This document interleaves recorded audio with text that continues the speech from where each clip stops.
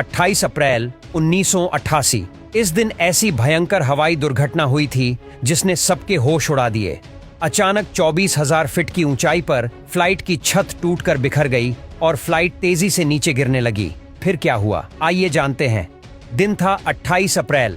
रोज की तरह हवाई के हेलो इंटरनेशनल एयरपोर्ट पर यात्रियों की भीड़ लगी हुई थी।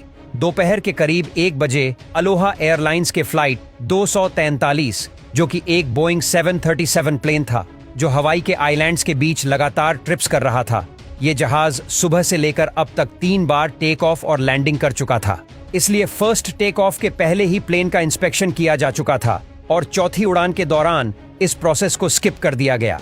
फ्लाइट के कैप्टन रॉबर्ट शोन स्टैमर के पास 8500 फ्लाइट आवर्स और फर्स्ट ऑफिसर मिमी थॉम्किंस के पास 8000 फ्लाइट आवर्स का एक्सपीरियंस था। इसके अलावा फ्लाइट में 5 क्रू मेंबर ने 90 पैसेंजर्स का वेलकम किया और दोपहर के करीब 1:25 पर फ्लाइट 243 ने हेलो एयरपोर्ट से उड़ान भरी। इसे काहलोई आइलैंड को क्रॉस करते हुए होनोलुलु एयरपोर्ट पहुंचना था और यह सफर सिर्फ 35 मिनट का था। यह जहाज पिछले 19 सालों से हवाई के आइलैंड्स के बीच उड़ान भर रहा था और इसने 90,000 फ्लाइट्स का रिकॉर्ड दर्ज किया था। प्लेन टेक ऑफ के 20 मिनट बाद एक फ्लाइट अटेंडेंट ने धीरे धीरे चलते हुए सभी पैसेंजर्स को चाय, कॉफी और नाश्ता देना शुरू किया, मगर अब भी सभी पैसेंजर्स ने सीट बेल्ट पहने रखा था क्योंकि फ्लाइट अभी धीरे धीरे ऊपर जा रही थी। सब कुछ सही चल रहा था, मगर 1:48 पर एक तेज धमाका हुआ और प्लेन बुरी तरह से लड़खड़ाने लगा। पायलट्स को ऐसा महसूस हो रहा था कि मानो कोई जहाज को पीछे खींच रहा हो। तभी फर्स्ट ऑफिसर मिमी थॉम्किंस ने पीछे मुड़कर देखा और उनकी आंखें खुली की खुली रह गईं, क्योंकि कोकपेट के दरवाजे के साथ जहाज की करीब 18 फीट लंबी छत टूटकर बिखर चुकी थी। इस टूटे हुए हिस्से का मलबा और कोकपेट में रखे इंपॉर्टेंट पेपर्स और कई छोटी मोटी चीजें उड़कर प्लेन से बाहर निकलकर आसमान में चारों तरफ उड़ने लगे। इस टाइम प्लेन 25,000 फीट की ऊंचाई पर था, जहां हवा इतनी पतली होती है कि सांस लेना भी मुश्किल होता है। हालांकि फ्लाइट में अचानक डिकम्प्रेशन होते ही ऑक्सीजन सिलेंडर ऑन हो जाते हैं, जिसका मास्क चेहरे पर लगाकर पैसेंजर सांस ले पाते हैं, लेकिन ये सिलेंडर छत में लगे होते हैं। ऐसे में वो हिस्सा टूट के उड़ गया था, इसलिए वहां बैठे पैसेंजर्स के पास ऑक्सीजन सिलेंडर तक नहीं था और उनका दम घुटने लगा था। तेज हवाएं हर तरफ से फ्लाइट में घुस रही थीं और बॉडी से टकरा रही थीं। डिसेज की टूटी हुई छत में और दरारें पड़ रही थीं।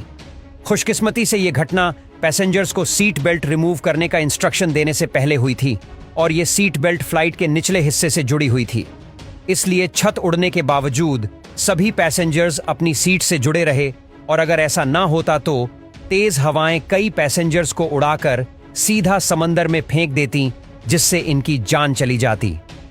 फर्स्ट ऑफिसर मिम्मी ने समझदारी दिखाते हुए तुरंत ही फ्लाइट का कंट्रोल कैप्टन रॉबर्ट को दे दिया, जिन्होंने होनोलुलु एयरपोर्ट की जगह इनके ठीक नीचे मौजूद काहलोई एयरपोर्ट पर लैंड करने का डिसीजन लिया, क्योंकि रॉबर्ट जानते थे कि होनोलुलु तक पहुंचने से पहले ही प्लेन 2 हिस्सों में टूटकर बिखर जाएगा। मगर पीछे पैसेंजर्स कोकपीट में नहीं देख पा रहे थे और उन्हें लगा कि ये प्लेन अब पायलट के कंट्रोल में नहीं है और ये नीचे गिर रहा है, जिससे सभी और ज्यादा पैनिक होकर चिल्लाने लगे। फर्स्ट ऑफिसर लगातार काहलोई एयरपोर्ट के एटीसी से कांटेक्ट करने की कोशिश करने लगे, मगर सिग्नल्स नहीं मिल पा रहे थे। करीब 3 मिनट बाद उनका एटीसी से पहला वॉइस कांटेक्ट हुआ, लेकिन शोर इतना था कि एटीसी इनके बात ठीक से समझ नहीं पा रहे थे, मगर वो समझ गए थे कि कोई इमरजेंसी है। यहां मिमी ने ट्रांसपोंडर से भी इमरजेंसी कोड 7700 भेजा, जिसे एटीसी को यकीन हो गया कि कोई बड़ी गड़बड़ी है। उन्होंने तुरंत ही रनवे खाली करवाया और एम्बुलेंस एंड फायर ट्रक को रनवे के पास टैक्सी वे पर पहुंचने की कमांड दे दी। धमाके के करीब 7 मिनट बाद प्लेन 10,000 फीट की ऊंचाई पर पहुंचा, जहां एयर प्रेशर कम हुआ और पैसेंजर्स सांस ले पा रहे थे, जिससे उनमें उम्मीद की एक किरण जागी के पायलट अभी प्लेन को कंट्रोल कर रहे हैं। अब धीरे धीरे करके फ्लाइट 243 काहलोई एयरपोर्ट के रनवे के पास आ रही थी, मगर तभी प्लेन का एक इंजन फेल हो गया। लेकिन ये वक्त इंजन को देखने का नहीं था, बस जल्द से जल्द फ्लाइट को टच डाउन करवाने का था। पायलट ने जहाज की रफ्तार को और कम किया, मगर वो इसकी स्पीड 1200 माइल्स पर आवर से कम नहीं कर सकते थे, क्योंकि ऐसा करने से प्लेन के आउट ऑफ कंट्रोल होने के चांसेस ज्यादा थे। इसलिए उन्होंने उतनी स्पीड को मेंटेन करके रखा और फर्स्ट ऑफिसर मिमी ने लैंडिंग गियर्स खोलने का कमांड प्रेस किया। लेकिन कोकपेट में फ्रंट व्हील के खुलने की सिग्नल लाइट नहीं चल रही थी, जिससे दोनों पायलट घबरा गए, क्योंकि अगर नोज गियर ना खुलने से लैंडिंग होते ही फ्लाइट 2 टुकड़ों में टूट जाता, जिससे इतना बड़ा धमाका होता और फ्लाइट में सवार सभी 95 लोग मारे जाते। इसलिए उन्होंने तुरंत एटीसी से पूछा कि क्या हमारा नोज गियर खुला है या नहीं। तभी एटीसी ने बताया कि हाँ, तीनों लैंडिंग गियर्स खोल चुके हैं।